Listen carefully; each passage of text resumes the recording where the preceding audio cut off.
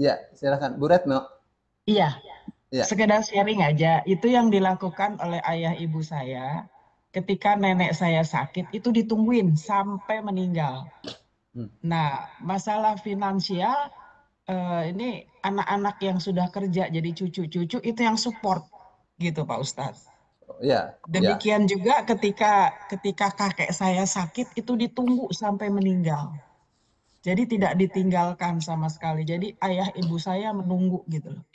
Jadi kalau menurut saya ya lebih baik si ibu itu daripada dia tinggal di rumah anaknya gitu loh ya. Anaknya sudah mandiri, lebih baik ditungguin ibunya gitu loh Pak Ustadz. Akan Iya, lebih bahagia dan lebih mungkin lebih lebih sehat gitu ya. Nah, dia iya. saya rasa itu Iya, lebih baik. kalau ibunya sama anaknya, ya, kalau dia sama anaknya, bawa saja ibunya supaya kumpul dengan anak dan cucu. Memang lebih bagus begitu. Hmm, Makanya iya, dilihat kondisi. Orang orang yang saleh saleha itu mesti dia akan iya, menjadikan kesempatan iya, masih adanya ayah dan ibu itu untuk memperoleh ridho Allah Subhanahu wa taala. Ya. betul. Terkadang duit itu nggak cukup. Ya, nggak cukup uang juga. Beda ya kalau anak banyak, ya, terus tinggalnya terpisah-pisah. Oh, ini Hmm. di Jakarta, ini di Bandung, ini di Surabaya, ini di Medan, ini di Aceh. Ya. Dia rumahnya ada di Jakarta. Ya udah dengan anak yang di Jakarta, Ada kayaknya kita. dengan anaknya yang di Jakarta. Tuh. Itu satu rahmat yang besar buat anaknya yang di Jakarta. Hmm. Iya.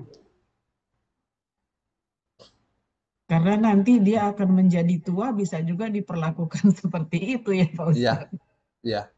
Iya, bisa. Iya, akan diperlakukan seperti itu ketika dia memperlakukan ibunya tanpa.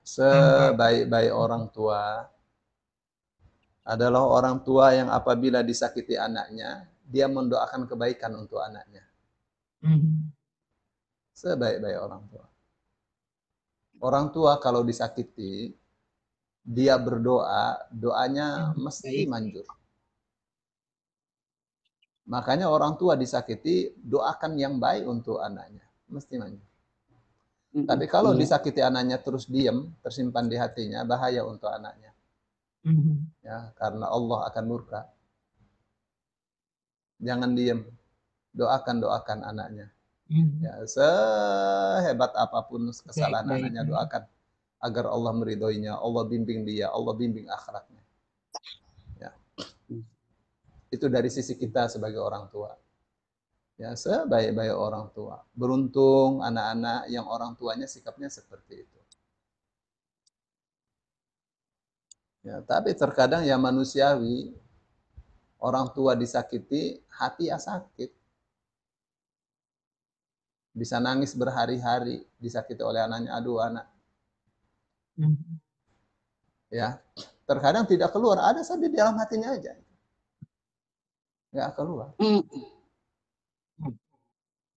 Ya, apa yang ada dalam hatinya tidak pernah terdengar oleh telinganya dia sendiri, apalagi orang lain. Disimpan saja dalam hati. Tentu Allah Maha tahu isi hatinya. Ya, itu kebanyakan anak-anak tidak tahu. Ya, tidak menimbang isi hati orang tua seperti apa diperlakukan oleh perlakuannya itu. Hmm. Ya, sebaik-baik anak kepada orang tuanya yang tidak pernah menyakitinya meskipun dengan kata-kata.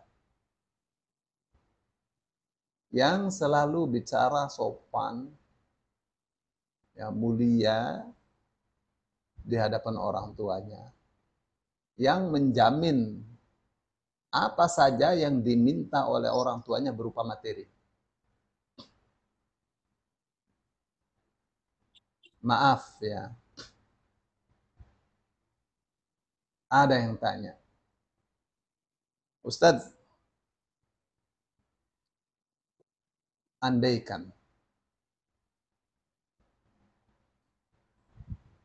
orang tua Ustadz meminta sesuatu dan itu sangat penting sekali untuk Ustadz, Ustadz kasihkan saya, kasihkan. Maaf ya, misal orang tua saya minta mobil, saya kasih mobil,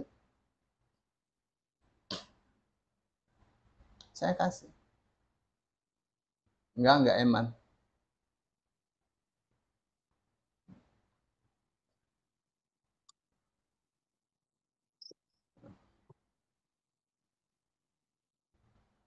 Karena apa? Karena orang tua itu segalanya.